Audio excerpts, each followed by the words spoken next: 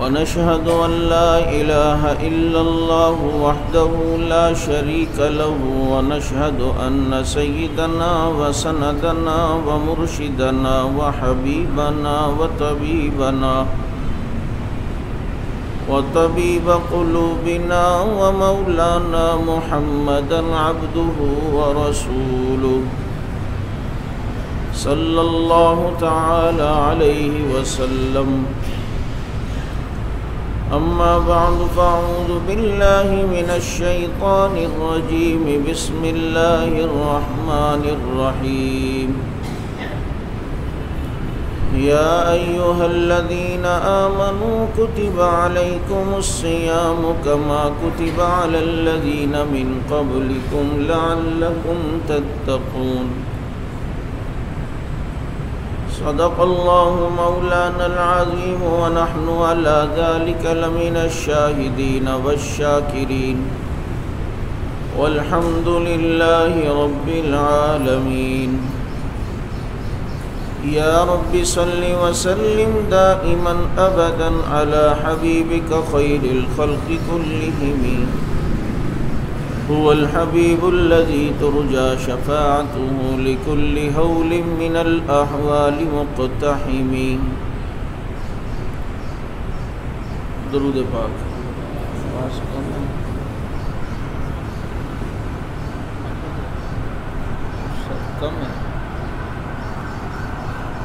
اللهم صل على محمد النبي الأمي وعلى آله وسلم تسليما. واجب الاحترام، شعبان کے مہینے کا آخری عشرہ چل رہا ہے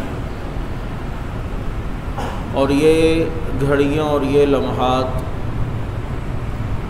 ہمیں اس مہینے کی آمد کی اطلاع دے رہے ہیں کہ جس مہینے کو اللہ رب العزت نے رحمتوں اور برکتوں والا مہینہ بنایا اور جسے رمضان المبارک کا مہینہ کہا جاتا ہے، اللہ رب العزت نے رمضان المبارک کو اس امت محمدیہ کے لیے ایک بہت بڑا تحفہ اور ایک بہت بڑا اللہ تعالیٰ کی طرف سے انعام ہے، جس میں نوافل کا ثواب فرضوں کے برابر اور فرضوں کا ثواب 70 فرائض کے برابر کر دیا جاتا ہے. اور اللہ رب العزت نے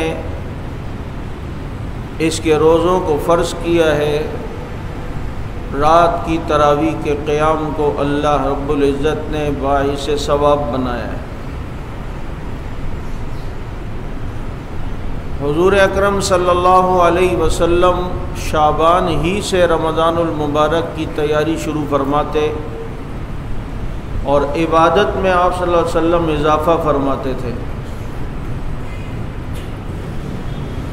حضرت عائشہ رضی اللہ تعالی عنہ نے غالباً پوچھا، اللہ کے نبی آپ شعبان کے روزے جتنے رکھتے ہیں اتنے کسی مہینے میں نہیں رکھتے؟ اور فرمایا عائشہ غفلت کی عبادتیں جو ہوتی ہیں، جو غفلت کے ایام میں کی جائیں، وہ اللہ کو زیادہ پسند ہیں. اب ظاہر بات ہے شعبان میں آدمی اس طرح غفلت میں پڑتا ہے کہ وہ کہتا ہے بس آگے رمضان تو آ رہا ہے نا، انشاءاللہ نمازیں شروع کروں گا، بس آگے تلاوت شروع کروں گا، تو شعبان اس کا غفلت میں گزرتا ہے. تو غفلت میں کی جانے والی جو غفلت کے اوقات یا گھڑیاں یا جو غفلت کے مواقع ہوتے ہیں، اس میں عبادت اللہ کو بہت پسند ہے.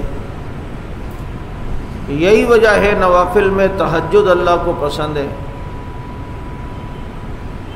آپ مسجد میں بیٹھ کر چوتھا کلمہ پڑھ لیں آپ کو 1 نیکی ملے گی، لیکن بازار غفلت کی جگہ ہے، وہاں پر آپ چوتھا کلمہ پڑھیں گے آپ کو 20 لاکھ نیکیاں ملیں گی.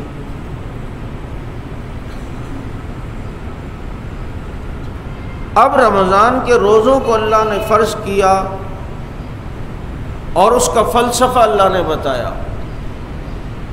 کہ میں نے رمضان کے روزے کیوں فرض کیے؟ فرمایا لعلکم تتقون، تاکہ تم متقی بن جاؤ، تاکہ تم پرہیزگار بن جاؤ۔ اب رمضان کے روزے فرض ہونے کی وجہ انسان کو جو گناہوں کی بیماریوں میں مبتلا ہے اسے تقوی کی صحت کی طرف لانا، کہ اللہ رب العزت نے گناہوں کے مریضوں کو روزے کی دوائی بطور علاج کر دی اور کہا یہ 1 مہینے کا کورس کر لو، اللہ رب العزت تمہیں جو ہے آگے گناہوں کے مرض سے چھٹکارا دلا کر تقوی کی صحت، پرہیزگاری کی صحت یابی عطا فرمائیں گے۔ لیکن دیکھا گیا ہے کہ رمضان کے روزے گزر جاتے ہیں پھر بھی آدمی متقی نہیں بنتا۔ تو ایسا تو نہیں ہو سکتا کہ اللہ ایک نسخہ تجویز کرے اس میں اثر نہ ہو۔ اثر ہے، غفلتیں ہماری طرف سے۔ ایک ڈاکٹر اگر کسی مریض کو دوائی دیتا ہے اور کہتا ہے میری یہ دوائی تیر بہدف ہے، جس مریض نے بھی میری اس دوائی کا کورس کیا ہے وہ ضرور صحت یاب ہوا ہے، آپ ٹینشن نہ لیں، آپ کی بیماری بھی ختم ہو جائے گی، بس یہ 1 مہینے کا کورس ہے، اس کو آپ نے کرنا ہے۔ آدمی دوائی لے کے اٹھ رہا ہوتا ہے، ڈاکٹر کہتا ہے لیکن ایک بات غور سے سننا، یہ 1 مہینے کا کورس ہے لیکن اس 1 مہینے میں آپ کو کچھ پرہیز کرنی ہوگی، ٹھنڈی چیزیں نہیں کھانی، کھٹی چیزیں نہیں کھانی، فلاں چیزیں نہیں کھانی، بازار کی چیزیں نہیں کھانی۔ دیکھو بھائی 1 مہینے کا پرہیز تم کرو گے، اس کے بعد اس دوائی کے ذریعے سے صحت یابی کی گارنٹی میں دیتا ہوں، لیکن اگر میرے کورس کے درمیان بدپریزی ہوئی تو اس دوائی کی گارنٹی پھر میری نہیں ہے، پھر صحت یابی کی گارنٹی نہیں۔ اب یہ تمہارے اختیار میں ہے کہ تم صحیح ہونا چاہتے ہو یا نہیں، لیکن یہ 1 مہینہ پرہیز کر لو۔ اللہ نے بھی ہمیں گناہوں کا مریض دیکھ کر روزے کی دوائی دی اور کہا یہ 1 مہینے کا روزوں کا کورس کرو، لیکن اس 1 مہینے میں پرہیز کرنا ہوگا، تب یہ دوائی روزوں کی اثر کرے گی۔ اور وہ پرہیز کیا ہے؟ بد نظری نہیں کرنی، جھوٹ نہیں بولنا، غیبت نہیں کرنی، گناہ نہیں کرنا۔ یہ گناہوں کا پرہیز 1 مہینے کا تم کر لو، چاند رات کو متقی اللہ تعالیٰ تمہیں بنا دے گا۔ لیکن اگر پرہیز نہ کی تو پھر تقوی کی صحت یابی کی کوئی گارنٹی نہیں۔ اسی لیے ہمارے حضرت تھانوی رحمۃ اللہ علیہ فرماتے تھے کہ ہمت کر کے 1 مہینے گناہ چھوڑ دو، چلو بھائی ساری زندگی کرتے رہتے ہیں، اس مہینے تو ہم نے کرنا ہی نہیں ہے، اللہ تعالیٰ رمضان کے بعد کی زندگی کو بھی گناہوں سے محفوظ فرمائیں گے۔ لیکن ہمارا حال یہ ہے، ہم نے تو چونکہ روزہ رکھا ہے اور اللہ پر نعوذ باللہ احسان کیا ہوتا ہے، اس لیے سحری کرتے ہیں اور سحری کر کے ماشاءاللہ پھر سونا ہے۔ بھائی فجر کون پڑھے یار، ابھی کام پہ بھی جانا ہے، 9 بجے اٹھ کے، اتنی دیر بعد اذان ہوگی، ابھی چھوڑو۔ ہمارا تو یہ حال ہے، افطاری منڈ رہے ہیں اور خوب منڈ رہے ہیں، اور جناب ادھر مغرب کا ٹائم جا رہا ہے، جماعت جاری ہے۔ ابے کیا کریں بھائی، پورے دن روزہ تو رکھا تھا یار، اتنی بھی سختی اب دین میں نہیں ہے، اتنا بھی پیٹو پن دین میں نہیں ہے۔ 10 منٹ کا وقفہ ہوتا ہے، بہت ہے نا، نماز کے بعد کرو۔ اللہ پر احسان نہیں کر رہے ہو کوئی عبادت کر کے۔ ہمارے یہاں یہ مصیبت ہے، ہم ایک کام کرتے ہیں تو دوسرے کام سمجھ۔ قربانی کے دنوں میں ہم جانور کاٹ رہے ہیں تو کوئی زور غائب، بصر غائب، نماز کیوں نہیں بھائی؟ ابے یار کپڑے خراب ہیں، کیا کروں، گوشت کا خون لگا ہوا ہے، یہ لگا ہوا ہے، اب کس طرح دوبارہ نہ ہو، نہاؤ جاؤ مرو، جو کرنا ہے کرو، جو فرض جس ٹائم کا ہے اس ٹائم کا وہ کام کرنا ہے۔ یہ کوئی بات ہے کہ ایک کام کر دیا تو دوسرا نہیں کرو کہ اللہ پہ احسان کر رہے ہو عبادت کر کے؟ نہیں چاہیے ہوتی اللہ کو پھر ایسی عبادتیں، وہ تمہارے دلوں کو دیکھتا ہے، تمہارے تقوی کو دیکھتا ہے، تمہارے اعمال کو دیکھتا ہے۔ قربان صحابہ کرام کی زندگیوں میں احد میں کٹے ہوئے ہیں، کوئی زخمی ہے، کوئی کیا حال ہے، اور کتنے شہید ہو چکے ہیں، کتنوں کے غم ہیں، ان کے اپنے قریبی رشتہ دار شہید ہو چکے ہیں، خود کتنے سارے زخمی ہیں، اور دشمن جو بھاگا ہے۔ اور نبی علیہ السلام نے فرمایا جو احد میں شریک تھا یہی والے مجاہدین اب جا کر ان کا جا کے پیچھا کریں، اور پھر صحابہ کرام کو وہاں بھیجا۔ کسی نے بھی نہیں کہا آقا ابھی تو جنگ سے بچے ہیں، ابھی تو دیکھیں کٹے پٹے آئے ہیں، ابھی تو کتنے زخمی ہیں، ابھی تو تھوڑا ایک دو دن آرام کرنے دیں۔ نہیں، وہ جانتے تھے مکتب عشق کا دستور نرالا دیکھا، اسے چھٹی نہ ملی جس نے سبق یاد کیا۔ ہم تو 24 گھنٹے اس کی نوکری پر ہیں، یہ تو اس کا کرم ہے کہ ہمیں قبول کر لے۔ اور وہی صحابہ زخمی حالت میں گئے ہیں اور دشمن کو ہمراہ الاسد تک بھگا کر آئے۔ جو احد والے دن اعتراض کرتے نا صحابہ پہ بھاگ گئے، صحابہ نے لوگوں کو بھگایا ہے، صحابہ نے بھگایا ہے، وقتی پیچھے ہوئے، لیکن پھر جب یہ محمدی شیر آگے بڑھے تو گیدڑ بھاگتے ہوئے نظر آ رہے ہیں۔ تو میں یہ عرض کر رہا ہوں کہ اللہ رب العزت نے یہ رمضان کے روزے اس لیے فرض کیے ہیں کہ تاکہ متقی بنو، پرہیزگار بنو، لیکن ہم نے روزہ رکھ کے ڈبو کھیلنا ہے، ٹائم تو پاس کرنا ہے۔ اب تو ماشاءاللہ وہ پب جی صاحب بھی آ گئے، دامت برکاتہم العالیہ، سارا دن تو ہم نے پھر وہ کھیلنا ہے، پوری رات ہم نے وہ کھیلنا ہے سحری تک، اور پھر جناب اپنی اوقات کو اس طرح ہم نے ضائع کرنا ہے۔ ابھی سے شیڈول بناؤ، کوئی ٹائم ٹیبل بناؤ، یہ کرنا ہے، یہ کرنا ہے، میں نے ظہر سے عصر تک یہ کرنا ہے، فجر کے بعد یوں پڑھنا ہے۔ ایک روٹین ہوگی تو پھر پچھتاوا نہیں ہوگا۔ تو نیت یہ کر لو کہ 1 مہینہ ہم نے انشاءاللہ گناہ نہیں کرنا، صحیح ہے یا نہیں؟ 1 مہینہ بدنظری نہیں کرنی، جھوٹ نہیں بولنا، غیبت نہیں کرنی۔ یہ رمضان سے پہلے ایک ذہن بناؤ، اور ابھی آج سے ہی کچھ نفلیں شروع کر دو، کچھ تلاوت شروع کر دو، اور گناہوں کی عادت کو ختم کرنا شروع کر دو۔ اب دیکھیں اللہ کے نبی نے فرمایا 40 دن جو تکبیر اولیٰ سے نماز پڑھے گا اللہ اسے 2 انعام دے گا، یہ آدمی منافق ہو کے نہیں مرے گا، دوسرا اللہ اسے جہنم سے بچائے گا۔ 40 دن کا ایک چلہ تو زندگی میں تکبیر اولیٰ کا لگا لو نا، امام کی پہلی رکعت میں ہی امام کے ساتھ شامل ہو جاؤ، تکبیر اولیٰ آپ کو مل جائے گی۔ امام کی پہلی رکعت کے رکوع کے اللہ اکبر کہنے سے پہلے آپ امام کے ساتھ شریک ہو جائیں، بس آپ کو تکبیر اولیٰ مل گئی۔ پہلی رکعت کی سورہ فاتحہ امام نے پڑھ لی، سورت بھی شروع کر دی، لیکن ابھی رکوع کی اللہ اکبر نہیں کہی، اس سے پہلے نماز میں امام کے ساتھ شامل ہو جائیں، پہلی رکعت میں آپ تکبیر اولیٰ کے پانے والے ہو گئے، تکبیر اولیٰ آپ کو حاصل ہو گئی۔ تو اب یہ رمضان میں 30 دن تو ہم نے نمازیں پڑھنی ہیں تکبیر اولیٰ سے، عموماً فجر کی روٹین رہ جاتی ہے، تو رمضان میں آسانی ہے کہ آدمی سحری میں اٹھا ہوا ہوتا ہے تو اس کو آلریڈی جو ہے وہ فجر کی نماز مل جاتی ہے۔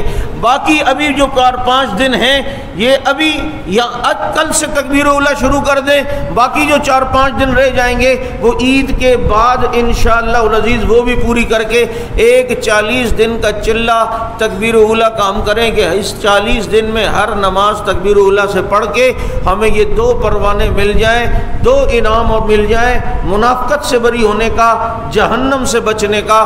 40 دن کی پابندی کرو، پھر انشاءاللہ جماعت کے بغیر مزہ ہی نہیں آئے گا نماز پڑھنے میں۔ یہ سوچیں جو میں آپ کو دے رہا ہوں کہ یہ ساری چیزیں ہم نے بنانی ہیں، ذہن بنانا ہے۔ اور اس کے بعد یہ نیت کرو کہ ہم نے تراویح پابندی سے پڑھنی ہے،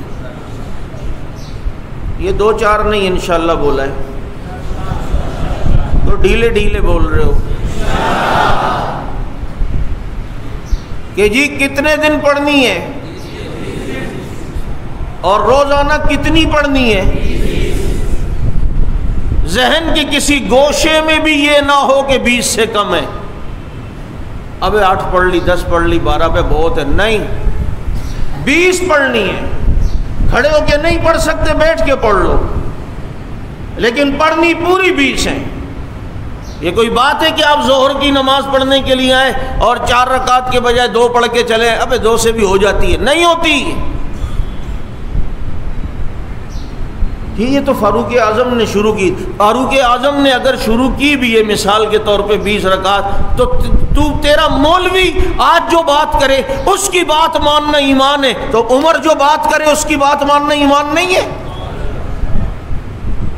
تیرا مولوی آج تجھے فتویٰ اور مسئلہ بتائے اس پر اعتماد کرنا، اس کے اوپر اعتماد اور یقین کرنا، یہ دین پہ چلنا ہے۔ اور عمر جس کے بارے میں رب کے اللہ کے نبی فرمائے عمر جس رستے سے جاتا ہے شیطان بھی تیرے روب سے بھاگ جاتا ہے، بتاؤ پھر اس کی نقش قدم پہ چلنا عبادت نہیں ہے؟ فاروق اعظم نے تراویح کی جماعت پہ امت کو کھڑا کیا ہے۔ 20 تو نبی کے دور سے چلتی آ رہی ہے۔ 2 چیزوں کو گڑ مڈ نہ کرو۔ اگر یہ بھی کہا جائے کہ جی فاروق اعظم نے 20 شروع کی تھی اس لیے قول صحابہ در حجت نیست، کہ صحابہ کا قول حجت نہیں ہوتا، نعوذ باللہ، تیرے باپ کا قول ہوتا ہے حجت۔ چلو اگر فاروق اعظم نے شروع کی تو بابو پھر جماعت بھی تو فاروق اعظم کے دور سے شروع ہوئی ہے نا۔ ایک مسئلہ فاروق اعظم کا لے رہا ہے اور باقی دوسرا والا نہیں لے رہا، جہاں اپنی تھکاوٹ کا مسئلہ ہے۔ سیانے بات سمجھ آ رہی ہے نہیں؟ اللہ کے نبی نے تو ساری زندگی 3 دن تراویح کی جماعت کرائی ہے، اور پھر یہ 3 دن تو بس ہو گئی۔ اسی کو اصول لے کر حضرت فاروق اعظم رضی اللہ تعالیٰ عنہ نے دیکھا 22 لاکھ مربع میل پر دین پھیل چکا تھا۔ صحابہ کرام اس دور میں لوگ عشاء کی نماز مسجد میں پڑھتے اور اس کے بعد جا کر جناب اپنے اپنے گھروں میں تراویح پڑھتے، لیکن مدینے کی حدود کو سامنے رکھتے ہوئے یہ بات نہیں سوچا کرو 22 لاکھ مربع میل عراق فتح ہو چکا تھا، ایران کے علاقے فتح ہو چکے تھے، اور جناب مصر فتح ہو چکا تھا، کتنے دور دور کے علاقے، 22 لاکھ مربع میل پر اسلام پھیلا۔ حضرت عمر کو پتہ چلا، اطلاعات آ رہی ہیں کہ لوگوں میں سستیاں ہو رہی ہیں، عشاء پڑھ کے جاتے ہیں، تراویح پھر گھر پہ مصروف ہو جاتے ہیں، رہ جاتی ہے، سو جاتے ہیں، سحری میں اٹھتے ہیں، کہتے ہیں یار اب تراویح پڑھیں یا سحری کریں، سحری کریں گے تو تراویح نہیں جاتی، تراویح پڑھیں گے تو سحری ہاتھ سے نکل جائے گی، یہ سستیاں ہو رہی ہیں۔ تو فاروق اعظم نے تمام صحابہ کرام سے مشاورت کے بعد متفقہ صحابہ کا یہ اجماع اور فتویٰ ہوا، اب نماز عشاء پڑھ کر وہیں پر تراویح پڑھ لی جائے، تاکہ ایک ماحول بنا ہوا ہوگا تو سارے پڑھ ہی لیں گے، گھروں میں جائیں گے تو مصروف ہو کے سستیاں ہو جائیں گی۔ عمر تیری جوتیوں کو سلام ہے، عمر تیری بصیرت کو سلام ہے، عمر تیرے فتووں کو سلام ہے۔ آج کے دور میں دیکھ لو، جو یہ نیٹ کا زمانہ ہے، مصروفیات کا دور ہے، اگر یہ ہوتا عشاء یہاں پڑھتے رمضانوں میں، تراویح اپنے اپنے گھروں میں پڑھنی ہوتی تو جا کے کہتے ابھی 1 منٹ ذرا فیس بک پہ جناب ذرا دیکھ لوں، فیس بک پہ کوئی اسٹیٹس تو نہیں آئے ہوئے، اچھا ابھی واٹس ایپ دیکھ رہا ہوں، اچھا ابھی یہ کر رہا ہوں، اچھا ابھی ذرا ہوٹل میں ذرا دوستوں سے گپ شپ کر لوں، گھر جاتا سستی ہوتی، اچھا بس پڑھ رہا ہوں۔ تو بتاؤ آج جو امت تراویح تھوڑی بہت نظر آ رہی ہے، اس سے بھی رہ جاتی، قیامت تک دنیا تراویح میں قرآن پڑھتی رہے گی اور کھاتا نیکیوں کا فاروق اعظم کا کھلا رہے گا۔ آج کے اس مصروفیت کے دور میں، اس سوشل میڈیا کے دور میں، جاتا گھر سے عشاء پڑھ کے پہلے وہاں بیٹھ جاتا گپے لگانے، کچھ وہاں ہوٹلوں میں بیٹھ جاتے، ابھی جاؤں گا نا پڑھوں گا، ابھی تو ٹائم ہے، اور کرتے کرتے سستی ہوتے ہوتے اور ابھی بس اچھا آدھا گھنٹہ لیٹ جاؤں نا، اس کے بعد اٹھوں گا، کہاں سے اٹھوں گا؟ تو یہ جو تراویح جو امت میں باقی ہے یہ بھی نہیں رہتی۔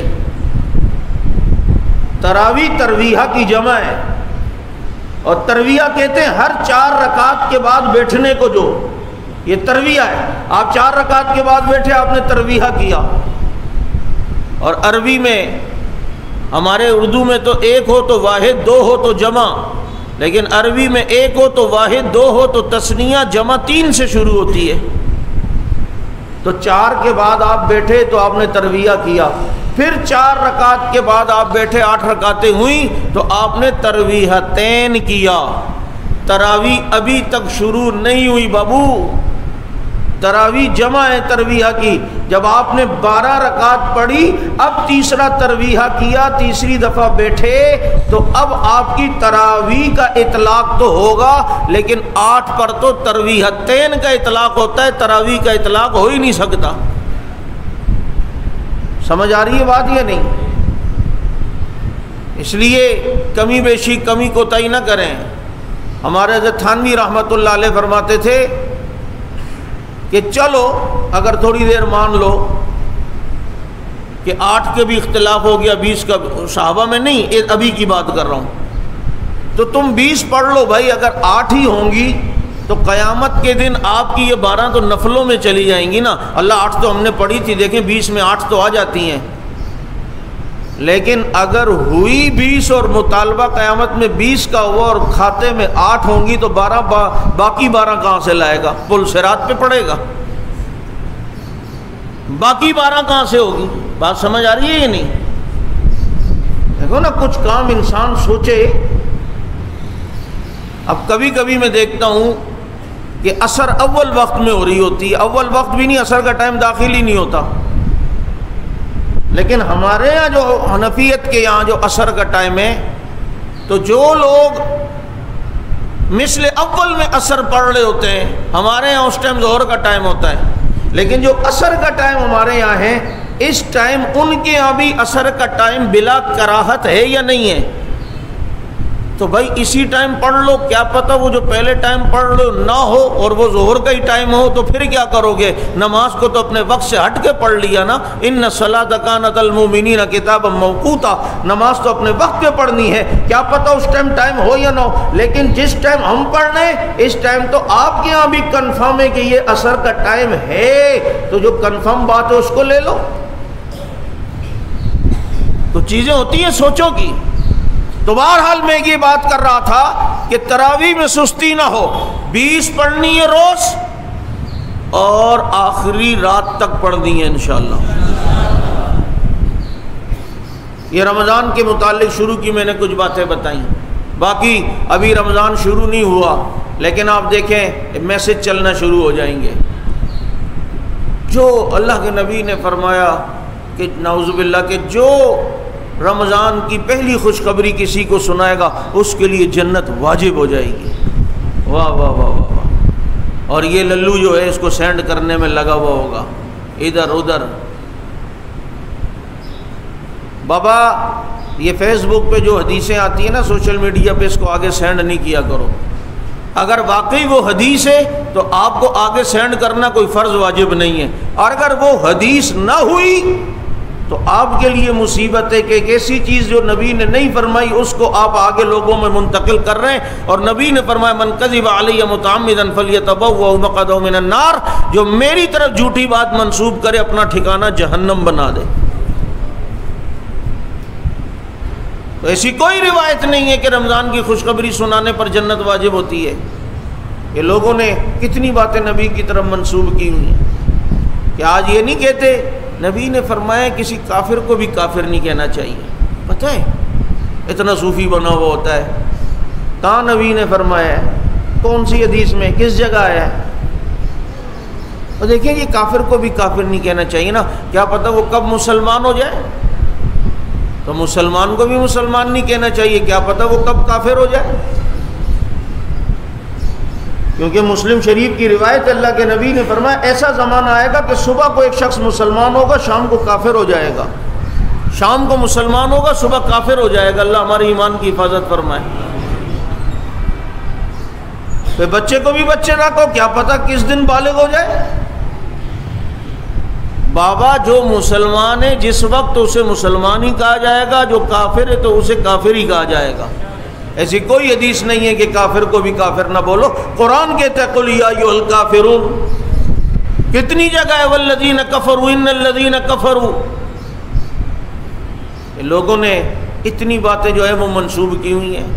مصیبت یہ ہے کہ ہم مسئلہ سمجھتے نہیں ہیں. اگر سمجھنے کی کوشش بھی کرتے ہیں اس میں اپنا مطلب نکالتے ہیں. یہ ایک فقہ کا ایک مسئلہ ہے کہ کافر کو کافر مخاطب کر کے نہ کہو. یہ مسئلہ الگ ہے کہ مطلب ایک کافر جا رہا ہے، آپ اس کا نام مثال کے طور پہ جون ہے یا نقوی ہے یا میراثی ہے یا کوئی بھی ہے، اب آپ اس کے نام کے بجائے اس کو کہہ رہے ہیں اوے کافر ادھر سن میری بات، او عیسائی کے بچے، او کالے، او ادھر میری بات، یہ چیز غلط ہے، اس کو مکروہ لکھا ہے، اس کو بھی مکروہ لکھا ہے علماء نے، اور یہ حدیث میں نہیں ہے، یہ فتویٰ فقہ کا مسئلہ ہے کہ کوئی کافر جا رہا اس کو پیچھے سے یوں آواز دینا، او میراثی ادھر آ، او کافر، او کالے ادھر، او میری بات سنو، یہ غلط ہے، اس کا نام پکارو، اس کو نام لے کے کہو، وہ جا رہا ہو، اوے ادھر آ نقوی، ادھر آؤ میراثی، ادھر آؤ جعفری، وہ کیا کہتے ہیں اس کو، مکیش ادھر آ، کمیش ادھر آ، جس طرح عیسائی پادری یہودی جو بھی ہیں سارے ایک ہی کیٹیگری سالی کے چٹے بٹے ہیں، تو ان کا نام لو اس ٹائم، لیکن مجموعی طور پر ایک کافر گروہ پر جب بات حکم کی لگائی جائے گی تو اس وقت مجموعی طور پر کافر ہی کہا جائے گا۔ بات سمجھ آ رہی ہے؟ یہ دو مسئلے الگ تھے، تو کہیں کی مٹی کہیں کا روڑا، بھانمتی نے کنبا جوڑا، ادھر کی ادھر لی ادھر کی ادھر لی اور اپنا مزہ، کافر کو بھی کافر نہیں کہنا چاہیے، وہ مسئلہ یہ والا تھا جس کو تم وہاں لے کر چلے گئے ہو، باقی جو کافر ہے تو اسے کافر ہی کہا جائے گا۔ ایسے بدبختوں کو مسلمان کہا جائے جنہوں نے پرسوں پھر ابو بکر عمر رضی اللہ عنہ کی توہین کی، یہ آپ کے ضیاء الدین اسپتال نظم آباد کے پاس جو باڑا ہے سجادیہ پتہ نہیں کیا، یہ کفر کے گڑھ ہیں، یہ عبادت خانے نہیں ہیں۔ کل مسجد زرار بنائی تھی منافقین نے صحابہ کے خلاف سازشوں کے لیے، صحابہ کے خلاف، اللہ کے نبی کو اللہ نے سورہ توبہ میں اس کی پوری سازش بتائی، یہ تیرے یاروں کے خلاف بنی ہے، مسلمانوں کے خلاف بنی ہے۔ آج بھی منافقین کی عبادت خانے وہ صحابہ دشمنی کے لیے بنے ہیں، صحابہ پر تبرے کے لیے بنے ہیں، اور صحابہ کرام کے خلاف نفرت پیدا کرنے کے لیے بنے ہیں۔ یہ عبادت خانے نہیں ہے، یہ خدا کی قسم مسلمانوں کے درمیان تفریق کرنے کے لیے ہے۔ جس اچکے کا دل چاہے اٹھتا ہے اور صحابہ کرام پر تنقید کر رہا ہے، یہ ہماری حکومت کی نرم پالیسیاں ہیں۔ جیسے آج فوج کے خلاف کوئی پوسٹ کرتا ہے، راتوں رات وہ اٹھتا ہے، اس کا پتہ ہی نہیں چلتا۔ تم نے اپنے چیف آف آرمی اسٹاف کے، تم نے اپنے جنرل اور کرنلوں کی عزت کو تو پہچانا، ٹھیک ہے، فوج کا ایک مورال ہے، اداروں کا ایک مورال ہے، لیکن کوئی اشاروں میں بھی بات کرے فوراً اسے راتوں رات پتہ ہی نہیں، کیونکہ تم نے اس کو اہمیت سمجھی۔ اور جو صحابہ کا چیف آف آرمی اسٹاف تھا جسے ابو بکر کہا جاتا ہے، وہ بھوکتے ان کے اوپر کوئی، وہ راتوں رات غائب کیوں نہیں ہوتے؟ تم 4-5 کتوں کو اس طرح اٹھا کر لاپتہ کرو نا، آئندہ جتنے خنزیر ہوں گے آئندہ جرت نہیں کریں گے صحابہ کرام پر تبرہ کرنے کی۔ لیکن تم نے اس مسئلے کو سمجھا ہی نہیں، تم نے اسے اہمیت ہی نہیں دی۔ تم نے کہا کیا ہوا، اگر کچھ ہوتا ہے تو ہوتا ہے، تمہیں پتہ نہیں اس تبروں کی وجہ سے پاکستان پر کتنے عذاب آ رہے ہیں۔ نبی کے پہلو میں سوئے ہوئے لوگ کا معمولی ہے، کیا ان کی کوئی عزت نہیں، کوئی احترام نہیں؟ انہی کی عزت ہے، انہی کا احترام ہے، خدا کی قسم جو ان کا غلام ہے عزت بھی اسی کی ہے، اور جو ان کو نہیں مانتا دنیا کا ذلیل انسان ہے۔ چند آتے ہیں بنو متا، شکلیں دیکھو خنزیروں کی، پتہ نہیں باپ کا نہیں پتا کہ اصل کون ہے، اور آ کر ابو بکر پر گالیاں، حضرت عمر پہ تبرہ، یہ روزانہ کے ڈرامے بنے ہوئے ہیں۔ یہ ابھی 3 اپریل کو یہ آپ کے نارتھ کراچی میں، نارتھ ناظم آباد میں یہ معاملہ ہوا، اور میں مسلمانوں سے بھی کہتا ہوں، دیگر جماعتوں سے بھی سنیوں کی، صحابہ صرف ہمارے نہیں ہیں، تمہارے بھی ہیں، اگر تم سمجھو تو، نہیں سمجھتے تو ہمارے تو تھے، ہیں، رہیں گے، اور ہم انہی کے ہو کے دنیا سے جانا چاہتے ہیں۔ تو تم بھی میدان میں آؤ، ان کی عزت کے لیے میدان میں آؤ۔ میں حکومت سے کہتا ہوں اس معاملے کو سنجیدگی سے دیکھو۔ کسی زمانے میں کوئی سے تبرہ کرتا تھا، اس کے ساتھ جو معاملہ ہوتا تھا۔ اب ایک افہام و تفہیم، ایک امن کی صورت بنی ہے، تم واپس ملک کو انتشار کی طرف لے جانا چاہتے ہو۔ اگر اس طرح کے خبثہ جو پکڑے نہ گئے تو کوئی منچلا بھی اٹھ سکتا ہے جو نہ ہمارے کنٹرول میں نہ تمہارے کنٹرول میں ہو، پھر وہ کہے گا میرا جسم میری مرضی، وہ کہے گا میرے ہاتھ میری مرضی، پھر ہم بھی دیکھتے رہ جاتے ہیں، تم بھی دیکھتے رہ جاتے ہو۔ ہمارے لیے بھی معاملات ہوتے ہیں، تمہارے لیے بھی ہوتے ہیں، لیکن پھر ہر ایک مصلحتیں بھی برداشت نہیں کرتا۔ اگر چاہتے ہو کہ وہ چیزیں نہ ہوں تو آسان طریقہ یہ اٹو ٹچو جو ہیں، یہ گلی کے کتے، یہ جناب آ کر صحابہ کرام پر تبرہ کر رہے ہیں، تم ان کو نہیں پکڑ سکتے ہو۔ ایک 10 محرم کو وہ بڈھا تقی جعفر، تم نے آج تک اس خبیث کو نہیں پکڑا جس نے بڑے مجمع میں 24 نیوز میں سامنے اس کی ویڈیو موجود ہے، حضرت ابو معاویہ حضرت ابو سفیان پہ لعنتیں کرتا ہے۔ یہ ایک بڈھا تمہاری پوری ریاست پہ بھاری ہے۔ تم نے جتنا شیعت کا دباؤ لیا ہوا ہے نا، اور جتنا خوف لیا ہوا ہے یہ ہماری حکومتوں نے کہ پتہ نہیں کیا ہو جائے گا کیا ہو جائے گا، کچھ نہیں ہوگا۔ ان میں کتنی ہمت ہے، طاقت ہے، وہ ہمیں پتہ ہے۔ یہ تمہیں دھرنوں سے ڈراتے ہیں، تم 2-4 پولیس والوں کو ڈھنڈے دے کے بھیجو، دیکھتا ہوں یہ کتنے ٹکنے والے لوگ ہیں۔ یہ صرف تمہارے ذہنوں میں ایک ان کا خوف اور بھرم بیٹھا ہوا ہے، اور اگر تم سمجھتے ہو انہیں کنٹرول کرنا ہے لیکن ہمارے بس میں نہیں تو تم ہٹ جاؤ، ہمیں اجازت دے دو۔ کنٹرول نہ کیا تو جھنگوی کے روحانی بیٹے نہ کہنا۔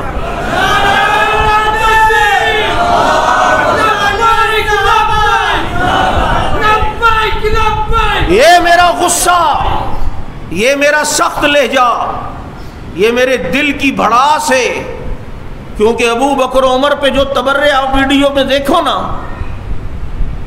خدا کی قسم انسان کوئی ہمیں گالی دے دیتا ہے برداشت ہو جاتے، کوئی ماں کی گالی دے دے برداشت، لیکن ان لوگوں کو گالیاں جو آج بھی نبی کے پہلو میں سو رہے ہیں۔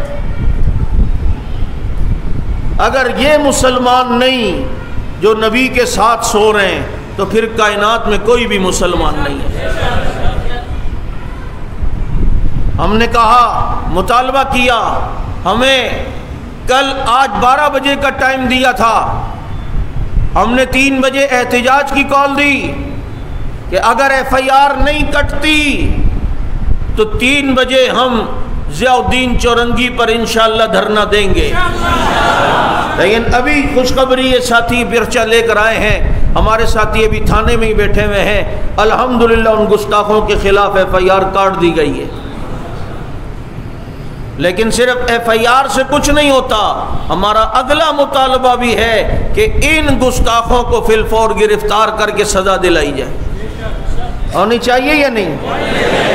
صحابہ کے گستاخوں کے خلاف قانون بننا چاہیے یا نہیں؟ اور جو صحابہ پہ تبرہ کرتے ہیں ان کو گرفتار کر کے سزائیں دینی چاہیے یا نہیں؟ ہماری جد و جہد قانون کے دائرے میں ہے، ایک اصول کے دائرے میں ہے، ہم قانون کی حدود میں رہتے ہوئے یہ عظمت اصحاب رسول کی جد و جہد کر رہے ہیں اور انشاءاللہ العزیز کرتے رہیں گے۔ لیکن کوئی یہ کہتا ہے کہ اگر کوئی بھونک رہا ہو تم انہیں پتھر نہ مارو، تم انہیں کچھ نہ کہو، ایسا نہیں ہے، انہیں پٹا ڈالو، ان پر لگام دو۔ صحابہ کرام پر کوئی انگلی اٹھائے گا، یہ صحابہ کے دیوانے ان کی عزت و ناموس کے پہرے کے لیے میدان میں اتریں گے۔ ہمیں اپنی جانوں سے زیادہ صحابہ عزیز ہیں، ہمیں اپنی اولاد سے زیادہ صحابہ عزیز ہیں، ہمیں اپنے آپ سے زیادہ صحابہ عزیز ہیں۔ تم سمجھ نہیں سکتے، صحابہ کی محبت ہمارے رگ و ریشے میں داخل ہو چکی ہے، روئے روئے رونگٹے رونگٹے میں الحمدللہ داخل ہو چکی ہے۔ ہم سب کچھ برداشت کر سکتے ہیں، صحابہ پر تنقید اور گالی برداشت نہیں کر سکتے۔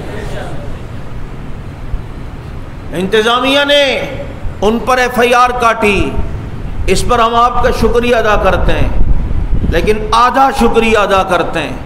جب ان گستاخوں کو گرفتار کیا تو پورا شکریہ انشاءاللہ ادا کریں گے۔ گرفتار ہونے چاہیے یا نہیں؟ آپ کو آپ کی قیادت رمضان کے روزے میں دھوپ میں بھی کسی جگہ بھی احتجاج کے لیے بلائے، آؤ گے؟ جو روزے رکھ کر بدر میں ہمارے لیے گئے تھے، جو روزے رکھ کر جہادوں میں ہمارے لیے گئے تھے، ہم ان کی عزت و ناموس کے لیے بھی انشاءاللہ میدان میں آئیں گے۔ اللہ سمجھ عمل کی توفیق عطا فرمائے۔ آخر دعوانا الحمدللہ رب العالمین۔